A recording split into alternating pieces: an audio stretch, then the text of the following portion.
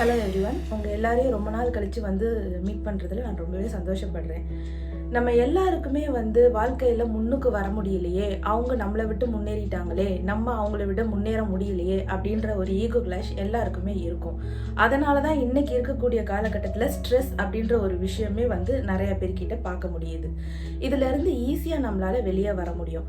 எல்லாராலையுமே ஒரு பெரிய மரமாக இருந்து நிழல் தர முடியாது, கனி தர முடியல அப்படின்னாலும் பரவாயில்ல.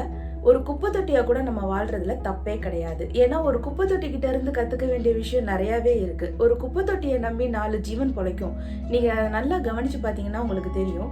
ஒரு குப்பை தொட்டியை என்னைக்காவது நீங்க பாத்தீங்கன்னா அதுல ஒரு 4 நாய் 4 எலும்பை பொறுக்கி சாப்பிட்டு போகும். அதுக்கப்புறமேட்டு பாத்தீங்கன்னா 4 ஆடோ மாடோ அதுல இருக்கக்கூடிய இலைய சாப்பிட்டுட்டு போகும்.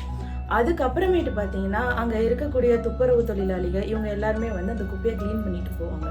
ஒரு குப்பை தொட்டியை நம்பியே 4 ஜீவன் பொழைக்கும் பொழுது நம்மளை நம்பி 4 ஜீவன் பொழைக்கும் அப்படிங்கிறத நம்ம முதல்ல உணரணும். அப்படி நம்ம உணர்ந்துட்டாலே போதும், நம்ம யாருக்குமே ஈகோ கிளாஷ் அப்படின்ற ஒரு விஷயம் வரவே போறது கிடையாது. நம்மளும் 4 பேருக்கு பிரயோஜனமா வாழ்றதுல தப்பே கிடையாது. இதை எல்லாரும் யோசிச்சு பாருங்க, உங்களுக்கு புரியும் அப்படின்னு நான் நினைக்கிறேன். நன்றி.